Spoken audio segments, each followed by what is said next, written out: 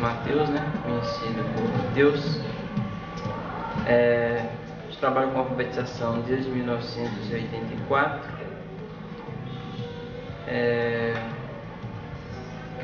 Trabalhava com um trabalho que era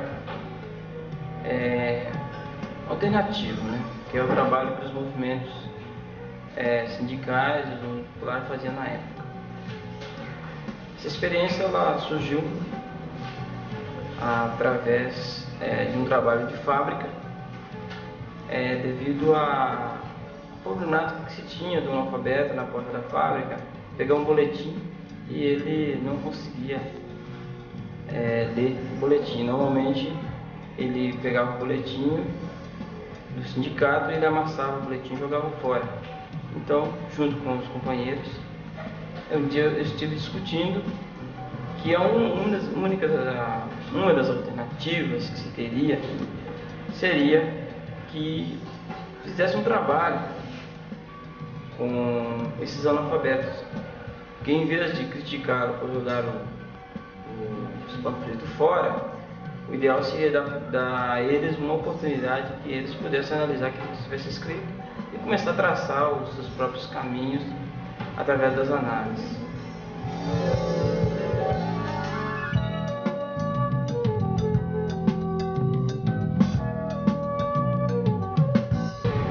As dificuldades eram grandes, porque até aquele momento já tinha o antigo Mobral tinha acabado, estava surgindo a possibilidade de retornar à alfabetização que era oficial, que era poucas pessoas que tinham sobrado no Mobral.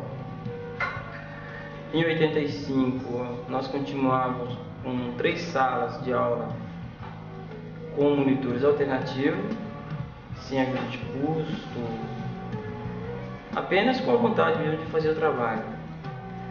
Em 86 se montou o primeiro projeto de alfabetização, já com a antiga Fundação Educar.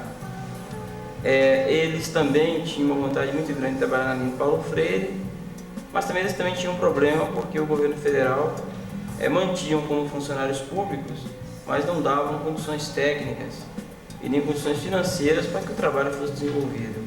Apenas no Rio de Janeiro é que tinha o privilégio de se desenvolver um trabalho voltado para a questão popular, para a questão social, para a questão da cultura e a questão de construir mesmo a educação através da cidadania. Mas em São Paulo isso deixou muito a desejar, porque não tinha investimento nenhum nessa área, apenas uma ajuda de custo que ficava 6 meses, chegava a ficar 1 ano sem a verba ser repassada para o movimento popular. Então muitas entidades não conseguiam bancar a alfabetização devido a ter um convênio assinado com o governo federal e a verba não era repassada. O movimento cumpria a sua parte, só que o governo não cumpria a parte dele. Em 1989, nós já tínhamos, o movimento nosso já tinha passado para a série seguinte, que era a 5ª série, que era suplementar do 1º grau, já encaminharam vários alunos para vários colégios, como o Colégio Angular, a Irmã Charlita, e mesmo no Grajaú nós tínhamos alunos já fazendo a 5ª série, que hoje já são alunos que já terminaram, e alguns já estão fazendo o 2º grau, que desenvolveu o trabalho com esse processo nosso, que eram pessoas que realmente não tinham, achavam que não tinha menos condições de estudar, e de repente começaram conosco naquela época, e hoje são pessoas que estão, alguns talvez possa até estar a caminho da faculdade já. Para a gente foi uma vitória muito grande nesse processo.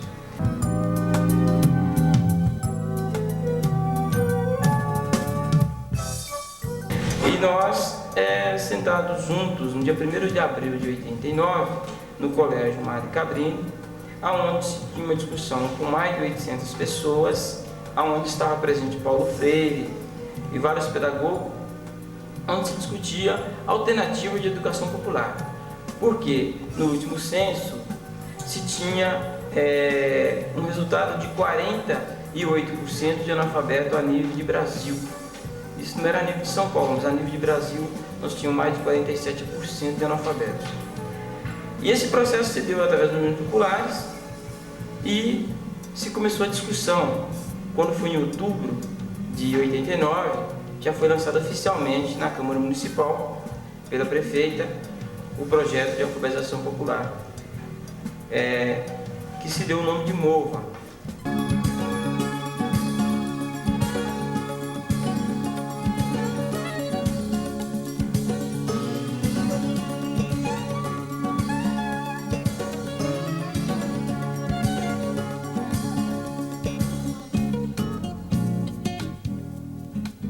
Em abril de 1989, organizou-se a primeira plenária a nível municipal sobre educação popular. E alguns meses depois, nasceu o MOVA, Movimento de Alfabetização de Jovens e Adultos. Um antigo anseio do educador Paulo Freire e dos movimentos populares envolvidos com a questão educacional, favorecidos pelo fato do referido mestre estar à frente da Secretaria Municipal de Educação. O projeto MOVA facilitou subsídios técnicos, pedagógicos e financeiros para o aprimoramento de várias iniciativas existentes, tal como a do Centro Comunitário do Jardim São Pedro, que conta hoje com 38 núcleos de alfabetização, 38 monitores, 3 supervisores, um corpo de apoio administrativo, um coordenador geral e aproximadamente 950 educandos.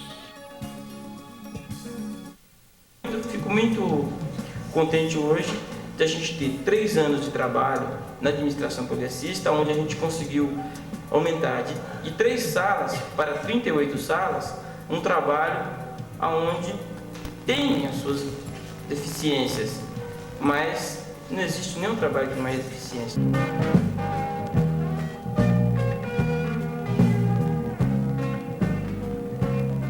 O objetivo já desfaz a natureza, tira a gente, põe represa, diz que tudo vai mudar. O São Francisco lá pra cima. As salas estão instaladas nas imediações da entidade, situada no Jardim Lucélia, bairro da região de Capela do Socorro, ao sul da cidade de São Paulo. Essa região é caracterizada por submoradias, favelas, conjuntos habitacionais populares e fundamentalmente localizada entre as represas Billings e Guarapiranga. Daí, tal região ser conhecida também pelo nome de Interlagos, onde há um alto nível de adensamento causado pela falta de planejamento urbano e pela ocupação desordenada em função dos loteamentos clandestinos, principalmente às margens das represas e dos inúmeros pequenos córregos existentes, considerados de proteção do Estado.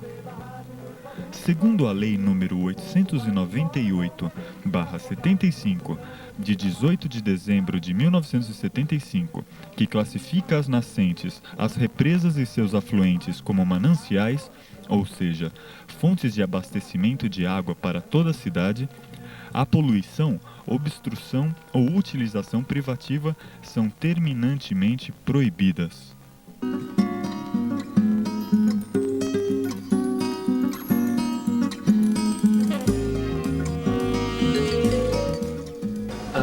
O meu nome é Maurício, eu trabalho como supervisor aqui no Centro Comunitário de Promoção Humana do Jardim São Pedro. E estou trabalhando aqui junto com o pessoal, acompanhando alguns núcleos, né, de alfabetização. Eu comecei no MOVA a partir de 1990, aliás antes, quando o MOVA estava sendo ainda preparado, né, organizado, e nesse momento eu iniciei como monitor, acompanhei uma classe durante um ano. Roberto Ferraiolo. Em 91 eu comecei a atuar como supervisor.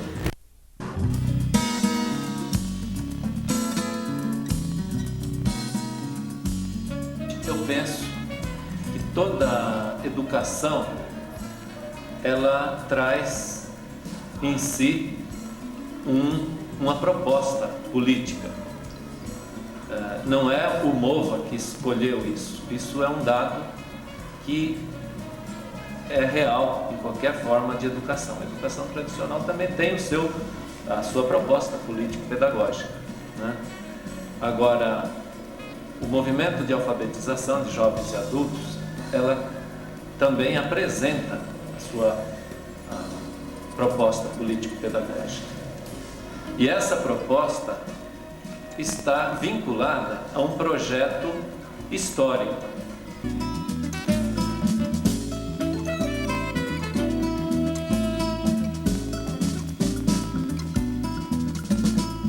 O trabalho educacional do Centro Comunitário do Jardim São Pedro utiliza-se do espaço físico da sala de aula também para as discussões dos problemas mais evidentes levantados pelos educandos, porque acreditam que os conteúdos trabalhados precisam ser significativos para eles, uma vez que todo alfabetizando que chega à sala de aula já traz uma bagagem de conhecimentos.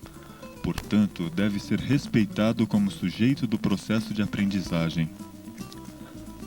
Para que todo alfabetizando consiga construir o conhecimento, é interessante que ele entenda que a língua é um veículo que amplia a sua capacidade de expressão. A Nalva falou que para conquistar o caminho da liberdade, a gente tem que ter o quê? Uma sociedade igualitária. Isso é a nossa colega Nalva. A Ivone disse que a gente tem que ser livre para fazer de tudo. Aí nós debatemos fazer de tudo como? Se a gente fazer de tudo, o que vai virar esse país também, se a gente for fazer de tudo que a gente quer? Sempre trabalhei em metalúrgica, mas como a crise estava difícil de arrumar serviço em firma, pedi a minha colega e vizinha para tentar arrumar para mim no hospital, onde ela trabalhava. Ela conseguiu e já faz 2 anos que estou lá, trabalhando de atendente de enfermagem. Aí minhas colegas me aconselhou que eu estudasse mais um pouco e fizesse o curso de auxiliar de enfermagem, porque eu só tinha o 4º ano completo, não dava para mim exercer a profissão de enfermeira. É por isso que hoje me encontro aqui. Procura-se desenvolver este trabalho de alfabetização dentro da linha construtivista. O construtivismo tornou-se conhecido através das contribuições de Emília Ferreiro e Ana Teberoski, entre outros estudiosos. Este não é considerado um método de alfabetização, pois não é uma fórmula acabada, um método pronto. Eu sou Elza Salles de Souza Capura, trabalho no núcleo do Parque das Árvores, sou bancária e escolhi trabalhar no MOVA por opção. A proposta do MOVA eu acho uma proposta muito bonita e um grande desafio, porque nós temos que trabalhar a partir do que acontece no dia a dia com o aluno, né? Através de cartazes, de temas importantes, da própria vida do aluno. Então, a partir desse tema, nós fazemos um debate em sala, onde surge textos, temas muito ricos. Então, a partir daí, nós desenvolvemos um trabalho pedagógico. Outra parte que eu acho importante é essa ajuda que existe dos dois lados, né? Porque nós tentamos construir tudo aquilo que acontece no dia a dia. A proposta é uma proposta diferente da escola tradicional. Os alunos conseguem diferenciar esse trabalho. A partir de um tema surge matemática, surge português, surge história, surge tudo numa sala de aula. Então se torna um trabalho muito rico, muito bonito. A cada dia eu sinto-me assim, empolgada, né? Com o trabalho, o desenvolvimento do trabalho, né? Porque eu assim, percebi que funciona. No início eu acho que o parti para isso aí mais por curiosidade, né? Saber como é que era, se funcionava, né? Eu acho assim que há uma diferença muito grande no ensino tradicional, porque de dar oportunidade para o aluno criar, né? Pensar. Então eles questionam, perguntam, mas eu acho assim que na medida que você vai desenvolvendo o trabalho, que você explica a proposta, há-se uma boa aplicação. Eles aceitam, isso eles cobram, cartilha, querem livros, querem explicação por que não há livros, né? Por que é diferente. Mas na medida que você vai desenvolvendo o seu trabalho, eles também percebem, né, que eles adquirem conhecimentos, que eles vão aprendendo, estão desenvolvendo, se autoavaliam, né, e aceitam uma boa proposta.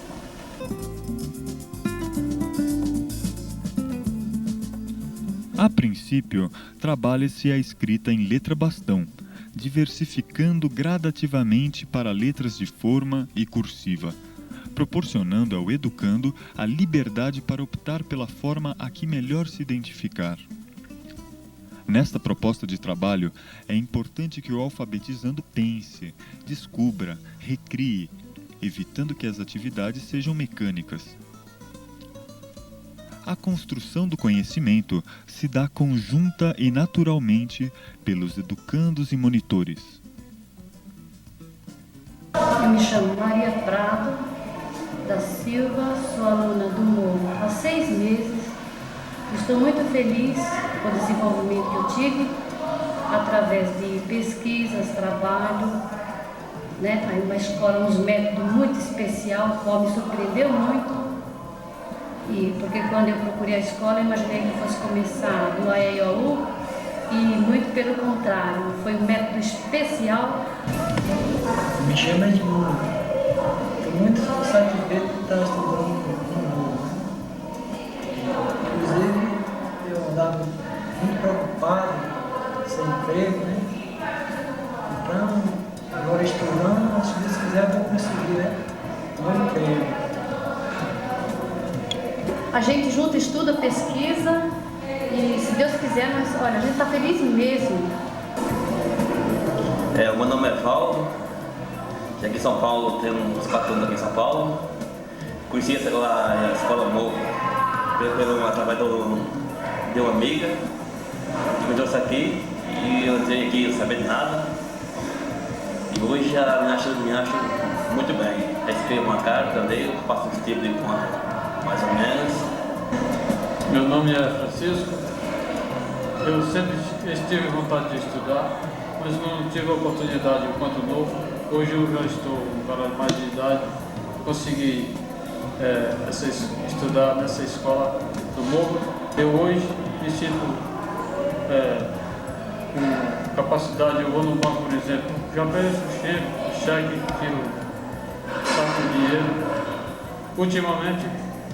Anteriormente eu nunca consegui fazer isso. Eu tinha vontade, mas não tinha oportunidade. E hoje eu já me acho capaz. Então, que nem a gente ia falar. Hoje eu sou encarregado de sessão. Eu vou no meu xerifado, faço a requisição, dou saída, entrada nas peças e trago para a linha para o pessoal trabalhar comigo. Eu acho isso muito importante. Não para mim, como para todos aqueles companheiros que estão estudando.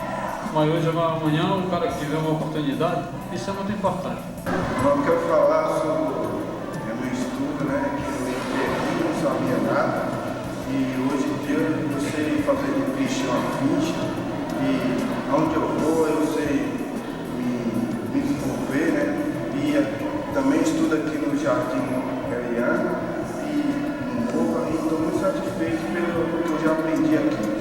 Eu realmente entrei aqui, não sabia nada e hoje sei preencher a ficha, sei as operações de conta e estou muito satisfeito de que essa escola continua, né, sempre continua aí para uma força a gente que é mais fraca. Aí também eu vendo roupa e também esse estudo me adiantou que onde eu vou comprar tem que fazer conta, tem que fazer a conta e fazer também uma ficha, então é coisa que eu já aprendi e estou muito satisfeito. De segunda a sexta eu trabalho com submil na rua. sábado, domingo, eu trabalho 3 dias onde eu moro. Mas no dia que eu tenho tempo de ir para a escola, eu não pego não, tenho. Já sei ler um pouquinho, já escrevi meu nome muito bem. E vou estar andando um pouquinho, né? Porque a pessoa que não sabe ler é cego. A pessoa só é cego que não enxerga direito não. Se não soube ler, é cego. Cego é cego, só não é cego de dia, mas é cego mesmo. Vocês sabiam que dentre os direitos básicos do homem, o lazer é um dos direitos que nós temos segundo aquela carta que a gente estava vendo semana passada, dos direitos do homem, que o homem tem direito ao quê? Tudo bem, tem direito, mas tem como, só se der dinheiro para esse direito também. Escuta aqui, quando nós estamos lá no interior, a gente também temos a nossa forma de lazer. E como é que a gente usufrui essa forma de lazer? Porque aqui na capital, será que que lugar oferece mais opções? Aqui na capital ou interior? Interior, é lógico. Eu acho. Uma das muitas práticas usadas é a do tema gerador, sugerido na maioria das vezes pelos próprios educandos. Esses temas originam-se de conversações, textos e leituras. É imprescindível respeitar as variedades linguísticas dos educandos, levando-se em consideração os vários estados de origem destes. Meu nome é Vilmar, eu trabalho no São Pedro como supervisor. Eu fui convidado por uma amiga que me disse sobre o MOVA e eu achei a proposta interessante. A princípio era um trabalho voluntário, isso em 89, no final de 89 ela me disse isso. E em 90 eu entrei em contato com uma pessoa de uma outra entidade e iniciei um trabalho no Valo Velho, como monitor isso. E ano passado eu me mudei para cá, para o Grajaú, entrei em contato com o Matheus e fui convidado para trabalhar como supervisor. Para mim era uma coisa nova, eu pensei muito antes de aceitar, mas aceitei isso como um desafio para mim. Tem algumas coisas que é preciso melhorar, mas está sendo muito bom, é uma experiência onde eu aprendo cada dia com os alunos, com os monitores. A própria proposta diz isso, é construir junto o construtivismo. Eu sou Ivete, do núcleo do Jardim Lucélia, trabalhando com alfabetização popular. A gente constrói um texto, daí a pouco a gente já começa a trabalhar aquele texto e surgem opiniões de todos os lados e a gente consegue construir. A gente constrói não só o pedagógico, além do pedagógico, a gente constrói o que eles já têm dentro de si próprios. Os monitores são professores leigos empenhados em assimilar informações que possam contribuir para a sua formação. Meu nome é Salomé, do Parque Residencial Concai. Eu sou costureira e trabalho com alfabetização de adulto no MOVA. Há 8 anos atrás, aqui mesmo nessa comunidade, a gente já tinha um trabalho de alfabetização de adulto. Agora, com o acontecimento do MOVA, então a gente pode melhorar e ampliar esse trabalho. A gente trabalha a partir da linguagem do próprio aluno. O aluno, eu pergunto para ele determinada coisa, palavras, através de leituras de texto também, leio o texto e pergunto o que entenderam. E ele me escreve num papel o que ele gostaria de me dizer, por escrito. E daí a gente vai ver o que ele conseguiu escrever, a palavra, se completa, se não completa, uma letra, 2 letras, e a gente tenta, na medida do possível. Na maioria das vezes eu consigo ler todos eles, bem poucos fica sem ler. E a gente entende praticamente tudo que eles querem passar por escrito pra gente. E a gente aqui trabalha assim já com a expectativa de estar saindo do MOVA para a escola que eles chamam de oficial, né? Então esses meus alunos estão preparados para estar ingressando numa 4ª e talvez até 5ª série.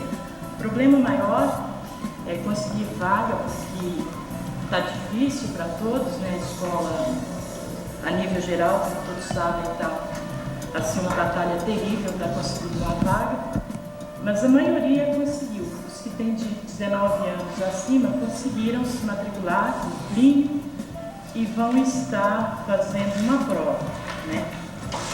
E eu espero, sinceramente, que eles continuem e que eles consigam caminhar lá numa escola chamada de oficial, levando um pouco daquilo que a gente tentou passar aqui na sala.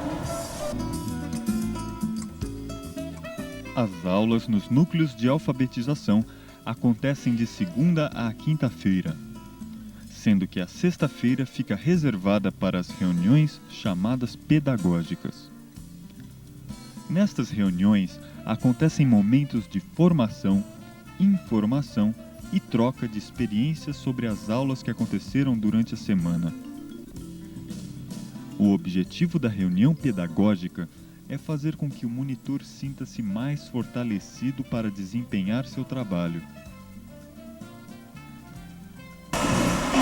Eu sou Maria Aparecida, trabalho com alfabetização de jovens e adultos há mais de 6 anos, desde 87, que eu já trabalhava com a Fundação Educar.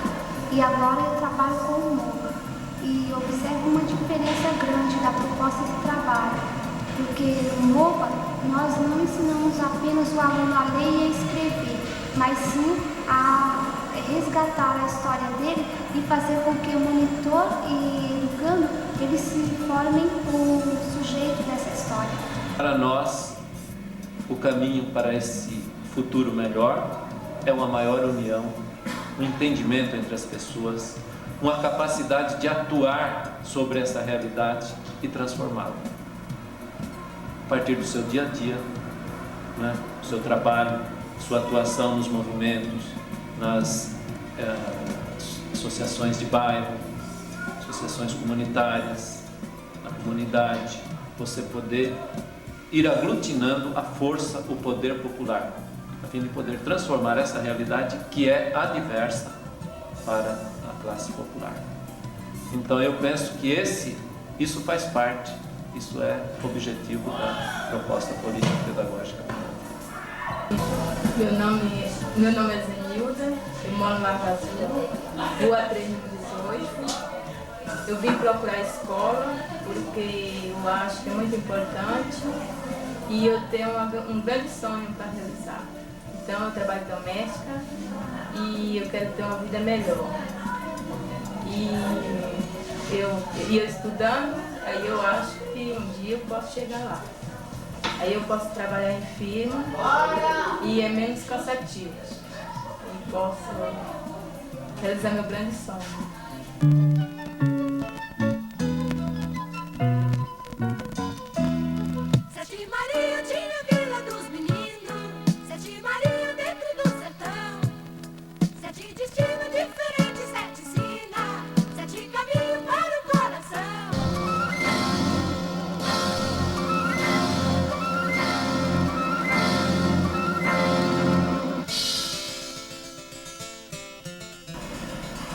Paraíba, Vila Nascente, Bahia. Jardim das Gaivotas, Cantinho do Céu, Céu de Infância, caminha rumo à adolescência, impedindo o conhecimento da leitura e escrita. A dificuldade de deslocamento dos trabalhadores rurais e a escassez de escolas por todo o país faz com que a oportunidade se torne mais distante. Mas o sonho não acaba não. Ele acorda de madrugada, na garoa, no frio, vai pra firma, suar, volta cansado. As mulheres fazem janta, correm, até chegam minutos atrasadas, mas estão lá na escola. sentados na cadeira, lápis na mão, caderno, dando vazão à imaginação, fazendo valer a luta pela liberdade de conhecer o próprio mundo.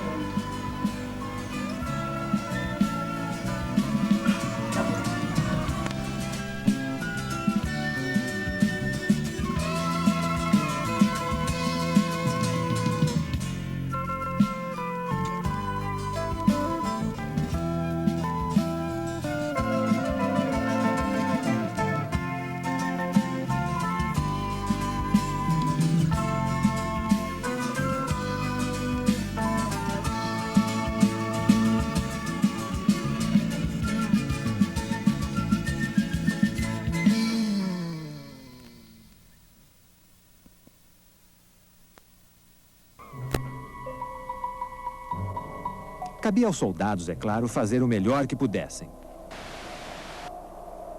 As tropas receberam rações de pudim e outras comidas natalinas.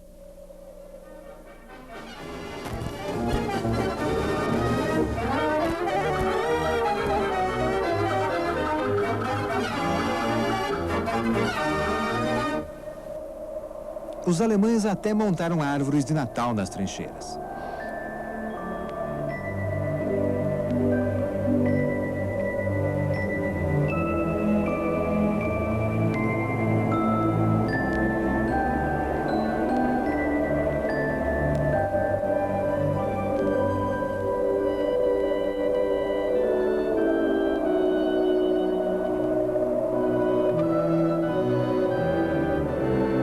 Durante o cessar-fogo de Natal, soldados de ambos os lados abandonaram as trincheiras para se cumprimentar.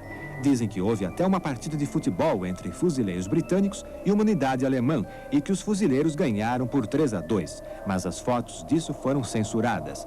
Os altos comandos de ambos os lados ficaram estarrecidos com esses encontros, acreditando que isso seria muito ruim para a moral da tropa.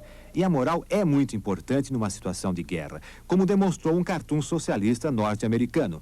Não desanimem, o médico disse que estarão de volta à linha de fogo em uma semana.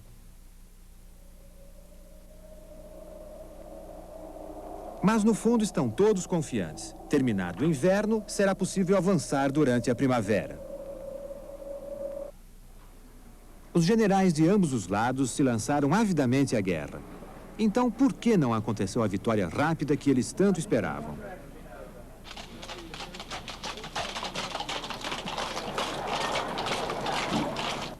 O que deu errado com os planos feitos com tanto cuidado durante 10 anos?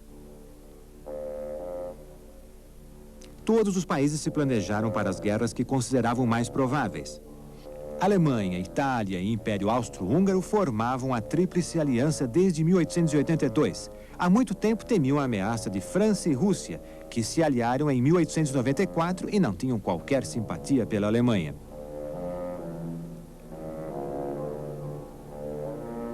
O conde von Schlieffen, chefe das forças alemãs, formulou um plano secreto de guerra. Ele achava que a Rússia, um país enorme, mas com menos ferrovias que a Alemanha, levaria pelo menos 6 semanas para organizar seus exércitos. Assim, as forças alemãs teriam que derrotar a França rapidamente, antes que os russos viessem em socorro de sua aliada.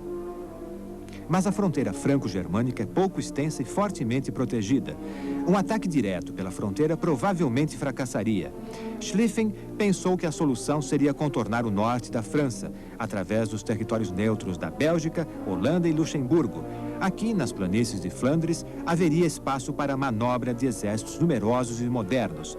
Paris seria cercada e, em 6 semanas, o exército francês estaria destruído.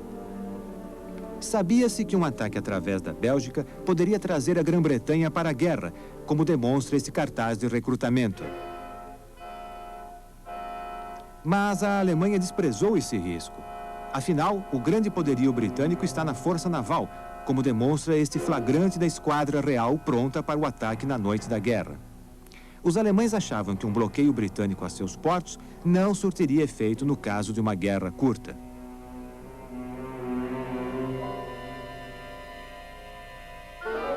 As estratégias da França se baseavam em fortificações maciças ao sul de Verdun, ao longo da fronteira com a Alemanha. Os generais planejavam um ataque rápido e decisivo ao território alemão, para recuperar as províncias da Alsácia e da Lorena, perdidas para seu inimigo em 1871. Era o chamado Plano 17. Ao mesmo tempo, a Rússia, a aliada da França, faria uma investida violenta no fronte leste da Alemanha. As estratégias da Grã-Bretanha estavam limitadas a seu pequeno exército de voluntários, e não de recrutas, e às necessidades de manutenção de seu vasto império transoceânico. A Grã-Bretanha achava que 100 mil soldados bem treinados seriam suficiente para a França derrotar a Alemanha, enquanto a Marinha Real cuidava do mar, bloqueando os portos alemães.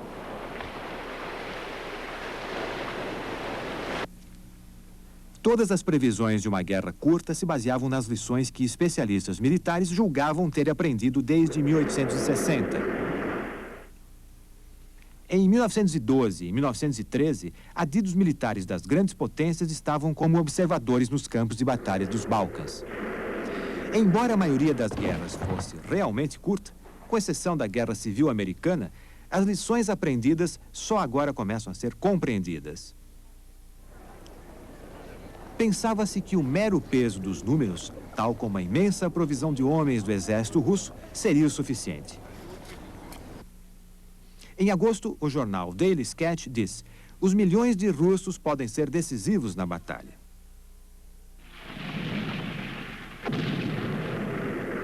Achava-se que o poder de fogo das novas armas poderia trazer uma vitória rápida. Os franceses acreditavam no que os seus generais sempre diziam: o sucesso depende mais da força e da tenacidade do que de habilidades estratégicas. Acreditava-se que a cavalaria seria a mais importante força estratégica, como diziam, aliás, os oficiais britânicos.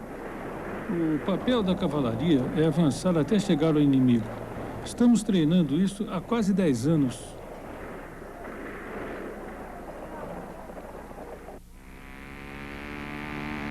Logo nos primeiros meses da guerra, Churchill procurou apoio para expandir a Força Aérea da Marinha Real. Mas os generais britânicos não viam necessidade. Eles diziam que o reconhecimento aéreo jamais substituiria o reconhecimento pela cavalaria.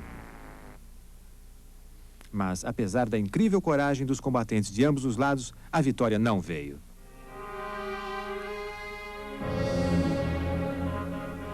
A censura tornou impossível ver aquilo que os historiadores de hoje veem com clareza. Os erros militares contribuíram para o fracasso de todos. Mesmo assim, algumas coisas podiam ser percebidas através da nebulosidade da guerra. Por exemplo, a ofensiva dos alemães praticamente não aconteceu. O plano de Schlieffen foi alterado pelo general Moltke. Assim, o território holandês foi evitado e o exército concentrou tropas demais em defesa da Lorena, enfraquecendo a ofensiva alemã pela direita.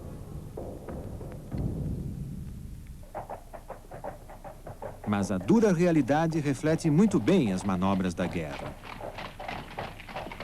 Nos primeiros dias, a cavalaria parecia ser, como sempre, a força mais valiosa nos campos de batalha, a elite das forças de combate de ambos os lados.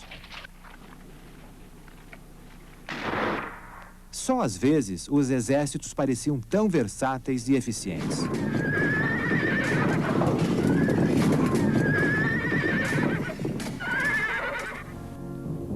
Mas a cavalaria acabou sendo a primeira vítima da guerra.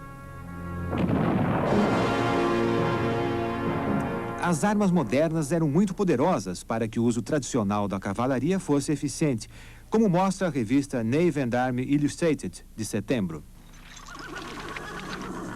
Algumas cavalarias tentaram camuflar seus animais, pintando-os de caqui.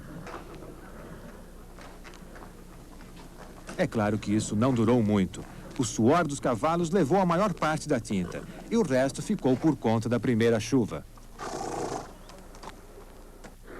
Atacando em terrenos abertos, a infantaria foi alvo fácil para os atiradores. Os franceses, por exemplo, podem parecer valentes com suas baionetas e seus uniformes vermelhos e azuis, mas o plano 17 foi esmagado em batalhas sangrentas.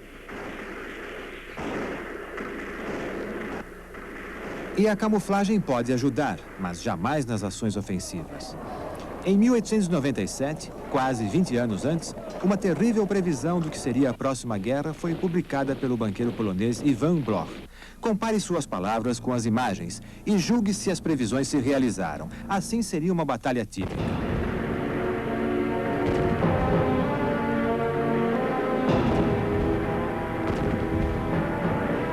A distância do inimigo é de 6.000 metros.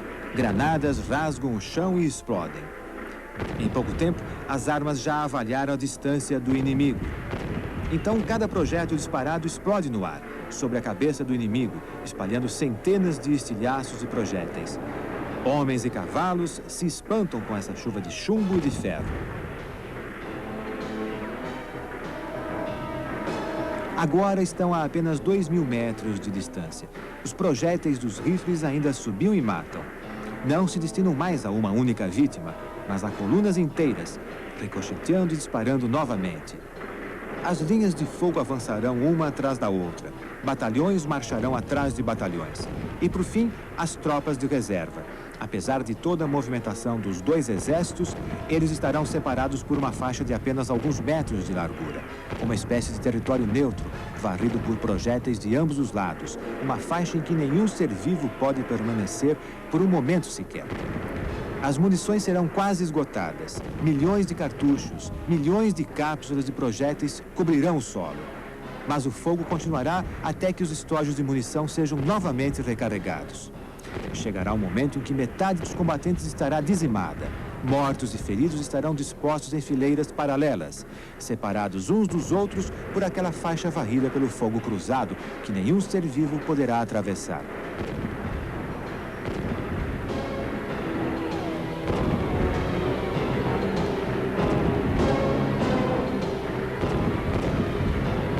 A batalha continuará com ferocidade.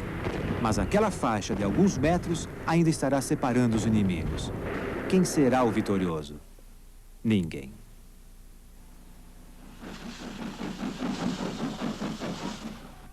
As ferrovias facilitaram a mobilização de homens, cavalos e provisões.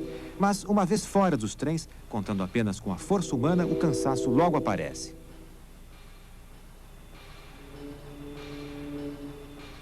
Grandes exércitos e grandes cavalarias necessitam de enormes quantidades de comida e provisões. Cada cavalo come, em média, 6 quilos de ração por dia. As estradas logo ficam bloqueadas. Homens, cavalos, carroças e mesmo refugiados se amontoam. Se não houvesse inimigo, ainda assim seria difícil avançar por muito tempo. Mas, é claro, havia resistência. E de uma ferocidade que os alemães subestimaram. Os belgas resistiram bravamente em Namur. Os britânicos em Mons. Na Lorena, os franceses moveram tropas para o norte, para o rio Marne. Assim mesmo, a excelente cavalaria alemã, os Uhlans, chegou em setembro a apenas 30 quilômetros de Paris.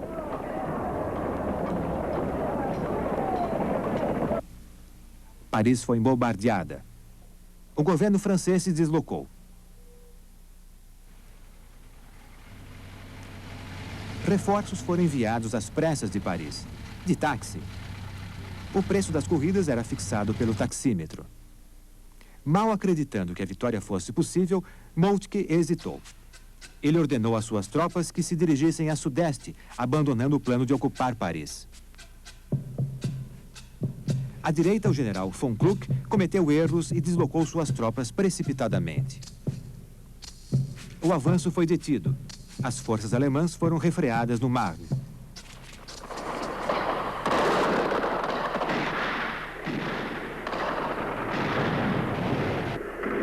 Mas já em outubro, as movimentações de guerra tinham chegado ao fim. Todas as tentativas de ambas as partes de flanquear tinham fracassado. As trincheiras se deslocavam agora do Canal da Mancha para a Suíça. Os mesmos problemas pareciam surgir nos frontes russos. Depois das vitórias iniciais, o exército russo foi obrigado a recuar. Ao que parece, as previsões de Van Bloch quanto às trincheiras também se realizaram. Ele disse: certamente todos estarão entrincheirados na próxima guerra. A paz será tão indispensável para o soldado quanto o seu rifle.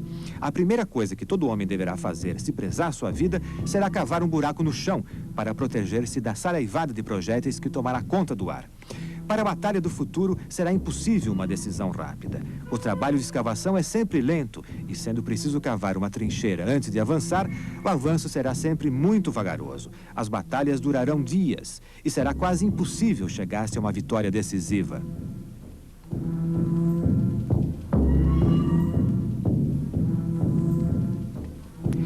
Qualquer observador dessas cenas diria que todas as forças deveriam sentar-se imediatamente à mesa de conferências e chegar a uma paz honrosa. Mas isso seria possível com tropas alemãs entrincheiradas na França e na Bélgica? Os alemães, tanto o povo quanto o governo, poderiam se satisfazer com algo menos que a vitória total? Já não foram feitas tantas promessas e já não se perderam tantas vidas para que a paz ainda seja possível? Se a paz não vier logo, os problemas dessas nações se agravarão ainda mais. Como sair desse impasse? Como perguntou Winston Churchill, teremos que enviar milhões de homens ainda para mascar arame farpado? A mobilidade das tropas pode ser restaurada? O motor a combustão pode substituir a cavalaria? Os aviões serão as novas cavalarias? Novas armas poderão resolver o problema? Como mostrou o Daily Mirror, a guerra das grandes armas, baterias britânicas que estão mudando a história do mundo. Podem se abrir novos frontes nos Balcãs? A Marinha Britânica pode fazer algo mais que bloquear portos alemães? Se a guerra continuar por muito tempo, todos os países enfrentarão grandes dificuldades econômicas. Como a população civil reagirá? Será que mais esta previsão de Van Bloch se confirmará? Nada será demonstrado pela próxima guerra, ele disse, a não ser a impossibilidade de se fazer guerra. Exceto, é claro, se o propósito da guerra for mesmo o da autodestruição. A guerra tornou-se impossível, a não ser como forma de suicídio. O que todos os governos verão, mais ou menos claramente, é que se continuarem a desperdiçar os recursos dos seus povos, eles estarão apenas preparando a vitória da Revolução Socialista.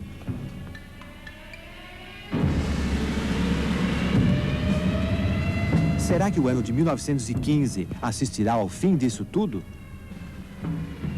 A guerra terminou apenas em novembro de 1918, com o envolvimento direto dos Estados Unidos e a rendição alemã. Milhões de mortos. Nunca antes o mundo assistira a um desastre dessas proporções.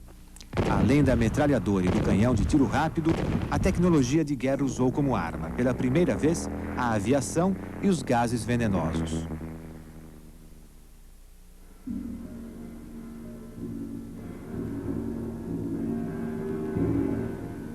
A Primeira Guerra Mundial, ela tem a importância de liquidar a fé do homem na razão, que guiar os seus passos durante todo o século XIX. Se nós perdermos de vista essa perspectiva, não entenderemos a grande mudança que se deu no cenário político e, sobretudo, no cenário social e humano. A vida nas trincheiras, que se estabelece depois da Batalha do Marne, ela leva os homens a uma sub-humanidade. Eles convivem com a lama, com as baratas, com os ratos, e quando saem das trincheiras, eles saem para morrer sabendo que a morte será inútil.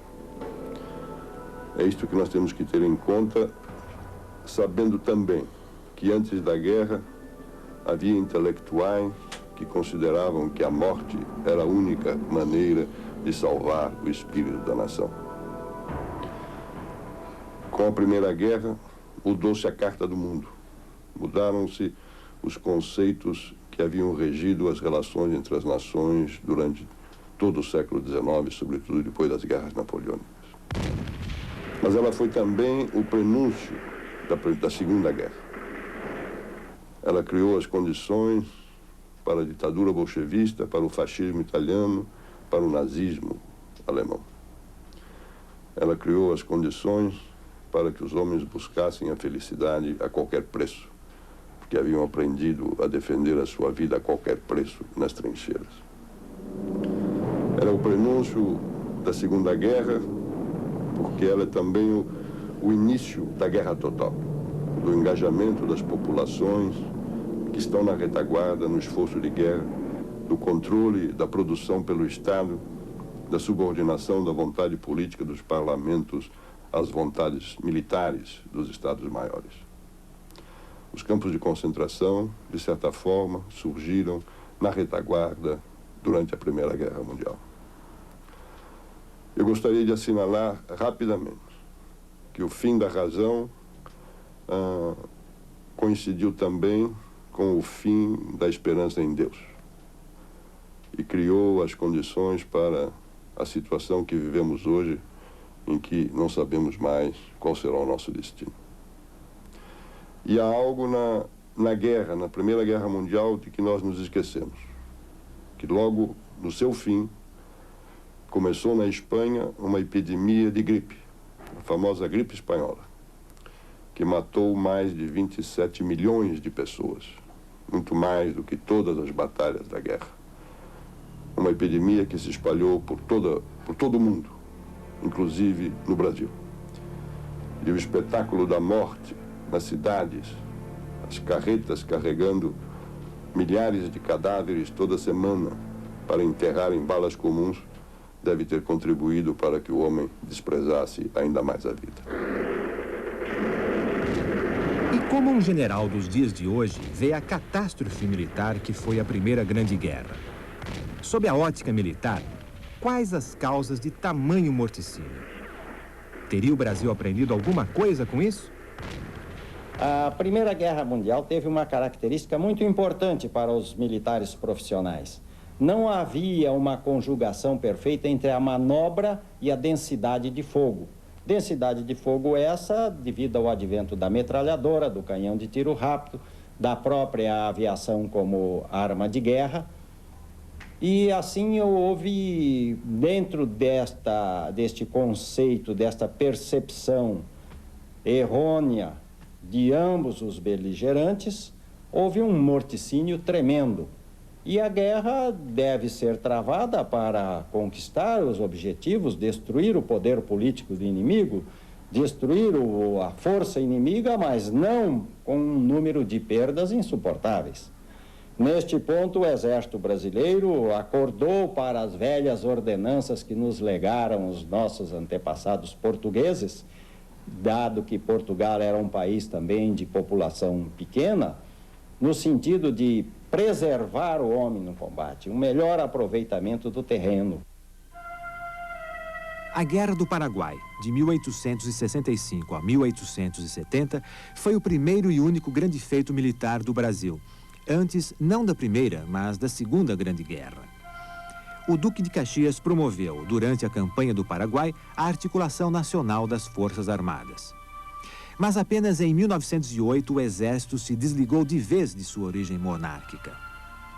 Foi quando o Marechal Hermes da Fonseca, ministro da Guerra do governo Afonso Pena, modificou o sistema de recrutamento, reorganizou os batalhões e tornou obrigatória a instrução militar no ensino secundário. Mas se a Primeira Grande Guerra flagrou os erros dos próprios generais europeus que a fizeram, qual seria o impacto dela num exército que ainda festejava a vitória sobre o Paraguai no século passado? Positivamente, o Brasil não estava preparado para participar dos combates que se travaram na Primeira Guerra Mundial. Todavia, o nosso Estado-Maior não se descurou, acompanhou o desenrolar da guerra, procurando tirar dela todos os ensinamentos para a reordenação do Exército Brasileiro. E entre as medidas adotadas foi a contratação da missão militar francesa, que veio ao Brasil, e diga-se a bem da verdade que a França mandou para cá o que tinha de melhor.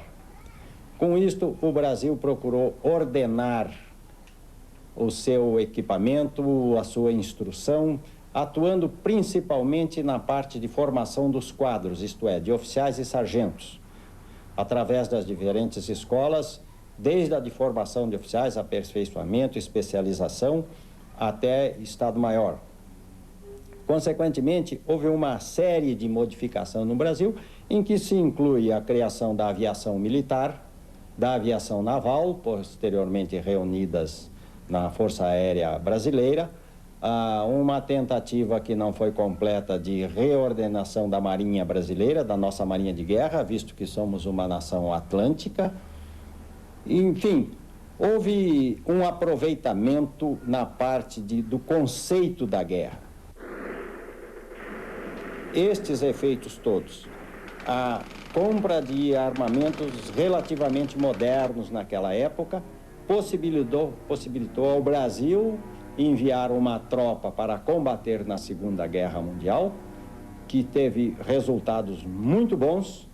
Os resultados da missão militar francesa foram excelentes. O exército brasileiro, que antes tinha uma concepção estratégica voltada unicamente para o continente sul-americano, num eventual conflito com os nossos vizinhos de origem espanhola, talvez uma extensão dos confrontos entre portugueses e espanhóis no passado, estava se preparando para defender o seu território de alguma possível invasão vinda de além-mar e mesmo para combater fora do continente, como o fez em condições satisfatórias. Há pouco significativa a participação do Brasil na Primeira Grande Guerra. Em 1917, já no fim do conflito, o presidente Venceslau Braz declara guerra à Alemanha. Agrava-se a agitação política operária em São Paulo e Rio de Janeiro. O presidente impõe o estado de sítio a essas cidades e aos estados do sul, onde a presença de imigrantes alemães é muito forte. Uma esquadra brasileira sai de Fernando de Noronha e vai patrulhar a costa africana. Em Dakar, 156 marinheiros morrem vítimas da gripe espanhola. No dia seguinte à chegada da esquadra a Gibraltar, à porta do Mediterrâneo, a Alemanha se rende aos aliados. E a guerra acaba.